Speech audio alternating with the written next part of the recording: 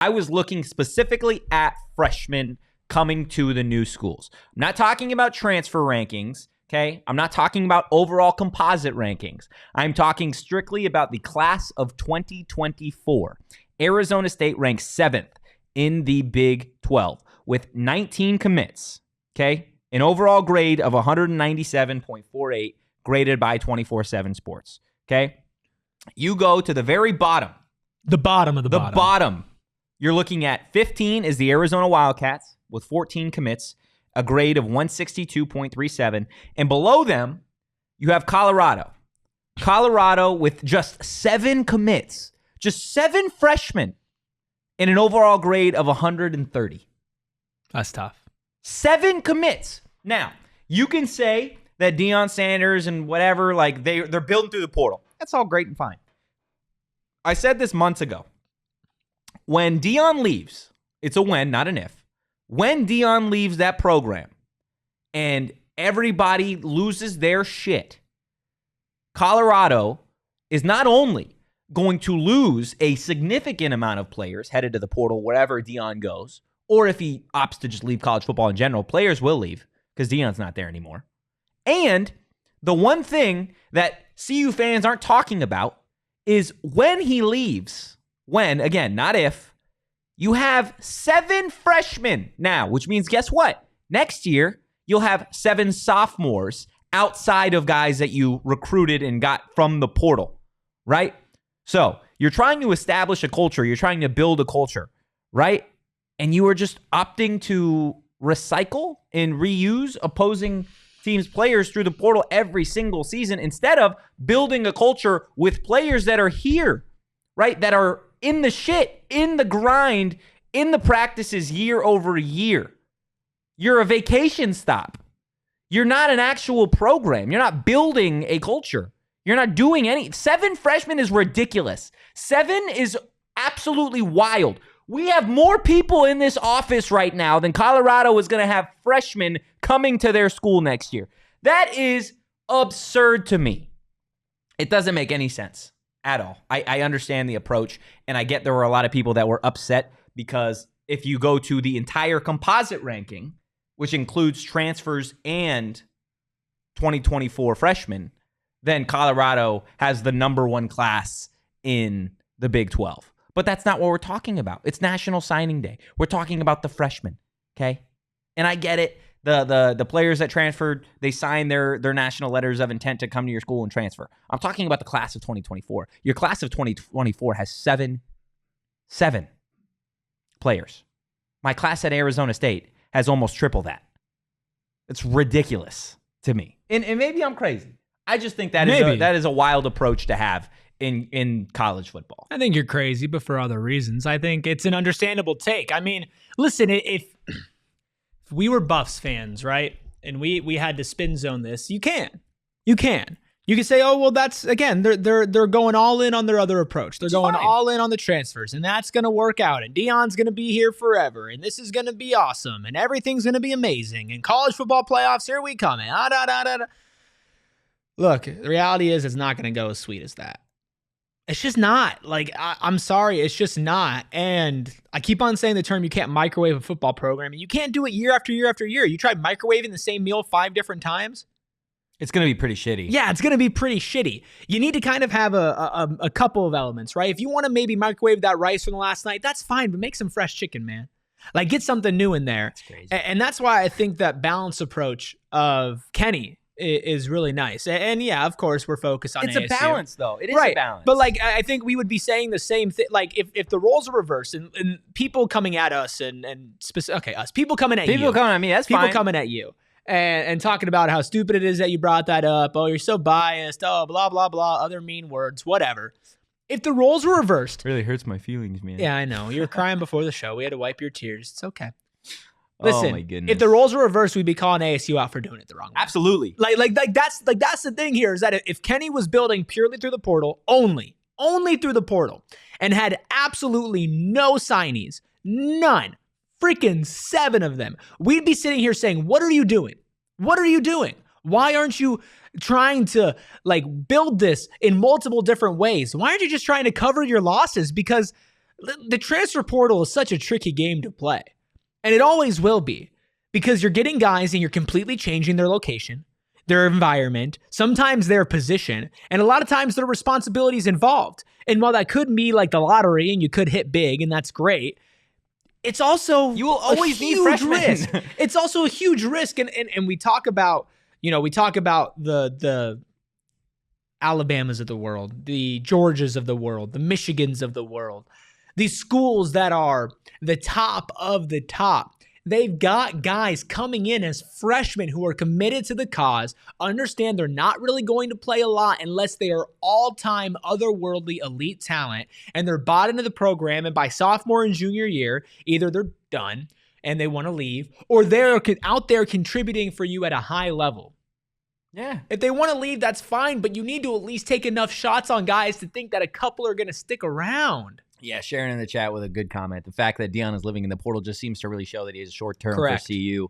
Flash in the pan success for his kids, and then he's gone. Colorado will be left a mess. LTC. Deion isn't even trying to be slick about it either. That's just and AD saying, didn't Colorado beat ASU last season? Oh, way to bring up something we're literally not even talking about at all. No, that's fine. Colorado did in fact beat Arizona State last season. It was their last win of the season, which occurred, I believe, in October. And Colorado, even with that win over Arizona State, which was a 3-win football team, still found a way to finish below Arizona State in the conference standings. Yeah. Bottom, by the way, the very bottom, the last team. You seen that scene from Shark Tale where it goes the food chain, right? You're right below the whale shit at the very, very bottom.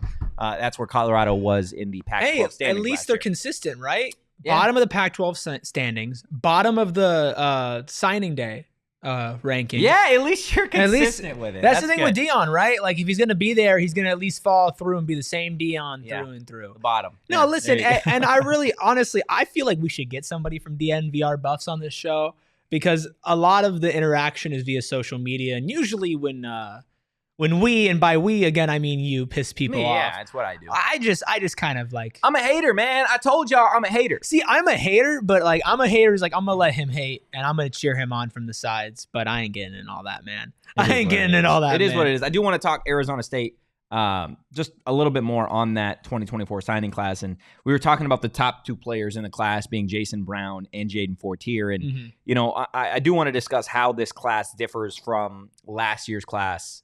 And just how important it is to fully understand that just because Jason Brown Jr. and Jaden Fortier are the top 2 graded players doesn't necessarily mean that those guys are going to be the absolute best players at Arizona State early on. Because you look last season at the 2023 class for Arizona State, the highest graded player was Jaden Rashada, of course, on the team. Had a 97 rating. 4-star. People had him as a 5-star at some point. We know he was obviously the starting quarterback for Arizona State. But you look at other guys that were immediate contributors for the Sun Devils and were graded somewhere in between, right? They weren't necessarily at the top. Montana Warren, right, was an 86, was ranked not even in the top 7 or 8 of Arizona State's players in the 2023 class. Montana Warren potentially would have been in the rotation if he hadn't got hurt at that safety position. You look at another one in Sean Na. Sean Na was actually right below Montana Warren, not even in the top 10. And Sean Na projects to be a starting offensive lineman for Arizona State this season, played starting minutes last season for the Sun Devils, right? Kyson Brown Jr., CJ Fight, again, not in the top 10. He proves to be one of the best interior defensive linemen for the Sun Devils going into this season, right? So there are guys that you won't see in the top 3, top 4 players that, you know, everybody loses their minds, rightfully so, over a 5-star, 4-star guy. But you do have to rely on the coaches and their understanding of the game to truly evaluate all of these kids, right? Yeah. They all have a plan because of Kenny and the staff. They've got an idea of what they want for these guys. And I think that says a lot about Kenny Dillingham and the staff based off of what they were able to do last season with a short amount of time and get contributors. So now he's got a full cycle. Imagine what he can do, and realistically, the 2025 class is the class that I'm looking at for Arizona State that could potentially make some noise. Each class should get better with time because this team should get better with time, which means the NIL buy-in is going to get better with time, which means that the player recognition is going to get better with time, and it's going to be a domino effect. Yeah. And again, you are seeing and we are watching things play out completely different ways for Colorado and for ASU. And for right now, sure, you can argue that Colorado will be a better football team next year. I don't think it's going to be miles better like a lot of Colorado fans say. I don't think they're making the college football playoffs. I don't know if they're going to be in the top 25. It blows my mind, man. It really does. Listen, it's kind of like a cult, right? Like they're so bought in and they want to believe so bad that they have to tell themselves the best case scenario is going to work out, because until it doesn't, you can at least talk yourself into it. They were 4-8 last year, man. Oh, right. But who wins, them or 2019 LSU? But think like this is, and I don't want to get on my soapbox here, man, but I'm Do it. Get on the box. They went 4-8 last season. 4-8. Arizona State went 3-9. But wait, I was told that Deion was the second coming in Colorado. I thought they were going to be a CFP team. Hey, they beat Nebraska. Did you see? I think it was Phil Yates the other day. Was on PHNX Cardinals, or he was on DNVR whatever, talking about how potentially Shedeur Sanders and Travis Hunter have the ability to go 1-2 in the NFL draft next season. That would be awesome for Colorado. That'd be great. What does it say when you have potentially the first overall and second overall pick in the NFL draft and you go 4-8? You go 4-8. You were the worst team in the Pac-12. What does it tell me about your coach? Well, it tells me that he couldn't get, again, a team with arguably the two best players in college football to a bowl game. He couldn't even get him to 5 wins. Hell, he couldn't even get him to 11th. He couldn't even get him to the second worst team in the conference. He sat there and was the worst. That's what it tells me. So, Colorado fans, I don't know why you flex like you've got something, because you don't. You don't. You'll be lucky to reach bowl eligibility this season. Lucky to do it. I told y'all last year that y'all were losing your shit. 3 games, you would have swore they were the number 1 team in the country. You beat a shit TCU team. Congratulations, your win of the year. Nebraska was awful. Colorado State had you on the ropes, and you beat an Arizona State team that had half their team in the ICU because they had injuries every single fucking week. Those were your wins. Colorado on the other end, who'd you beat? Nobody else. Last I checked, you blew a 30-plus point lead to Stanford. Hey, they almost beat USC. Almost. Just absolutely mind-blowing to me. It really is. They live in Delulu land. Like, that's where Colorado fans, like, they just reside.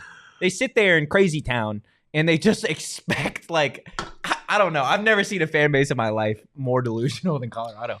Yeah, it really is crazy. You know the memes about the Pat McAfee show where AJ Hawk is just sitting there saying nothing? He's just nodding. That's how I feel. And I enjoy doing this when you start going off on Colorado, because I'm just like, all right, I'm going to sit back. At least I'm going to enjoy the ride. At least Arizona fans can be like, hey, we're a preseason top 25 team, rankings-wise, right? At least you could say that. You Noah Fafita, T-Mac, easily first they're round in a picks. way better place than Colorado. They are, and I can live with that. Y'all are crazy in your own right. It's a low bar. But Colorado is just ridiculous to me. Look, when Tony and everybody else in the chat can agree with me, then you know hell has frozen over. It's the elevation. Maybe it does get to their head, because it does not make any sense, man. Because what happens after Shedeur and Travis are gone? Well, Deion, you know what's going to happen? There. Deion's packing his Lulu and he's on his way out. That's what's happening. It's gone. It's gone. And then what are you left with? What we just talked about. 7 freshmen. Good luck. Good luck. 7 freshmen that are probably going to leave too. God, not going to be too good for CU. Again, we're playing the long game here. People could talk shit about ASU right now all they want about their record. Oh, That's fine. They were 3-19. We beat you last year, all that. Like, we're not sitting here like, again, we aren't sitting here saying this team is like the best team in college football and they're going to make the college football playoffs and blah, blah, blah, blah, blah. No, the things that we rave about, the things that we say are positive are building blocks, and they're things for the future. And you cannot confidently say that Colorado is building for the future better than ASU or practically almost anybody in the Big 12 right now. Well, they're not building for the future. Well, right, because they're building for right now, but are they going to be able to capitalize on the right now? Probably not, because that's not really how this shit works. Like, Deion, fine. I had a little bit of FOMO at the very beginning of like, oh man, like ASU kind of passed on Deion. What? I still like Kenny. I still like Kenny. I still like Kenny. And then it's like, as the season went on, you're just like, okay, this dude's a good talker. Is he a good coach? He was a great football player. Oh, I mean, one of the greatest athletes of all time. There's no debating that whatsoever at all. But this is a guy that you watch him coach a game and you're not like, this is the greatest coach of all time. You're not getting the most out of all of your players. You know who had better recruiting classes than Deion Sanders did? Tell me. Herm Edwards. Just saying. Herm Edwards did. And we all know how amazing Herm Edwards wasn't a good coach.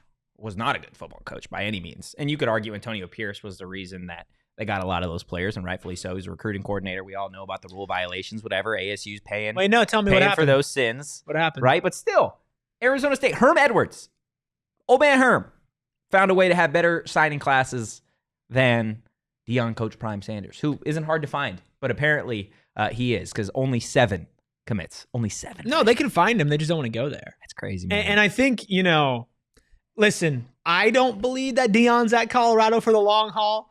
Only Deion Sanders knows that for sure. But you have to imagine, man, these kids are catching on to college football's bullshit.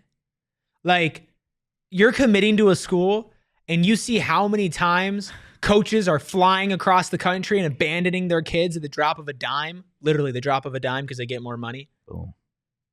And you're probably looking at Colorado and you're saying, if I'm not ready to play right now and I'm trying to develop and I'm trying to grow, why the hell would I go there? Why would I go to a program that maybe by my sophomore or my junior year is going to be in the same place that it was 2 or 3 years ago because Deion Sanders left it in a worse place than he found it? True. Who's going to want to go to Colorado after Deion leaves? Nobody. Well, look, I'm telling you right now, and National Signing Day, we're talking 2024. You look to the future. Yeah. Class of 2025. As it stands right now, obviously, we still got a lot of recruiting, a lot of stuff to go. As it stands right now, Arizona State has 4 commits for the class of 2024. That is third. 2025. That is third in the Big 12 as it stands right now. Texas Tech ahead of the game. They have 9. They're fourth. UCF has 4. They're second. Baylor has 6. They're number 1 in the Big 12. Arizona even. They've got a commit, and they're 11th. Colorado doesn't have a single commit. I'm about to say, I'm looking at that list on your screen, and I was like, where the hell is Colorado? Not a single class of 2025. Well, gee, I wonder why he's not thinking about the future. I wonder how long Mike Norvell's at Florida State. I'm just saying. I'm just saying. I mean, listen, man.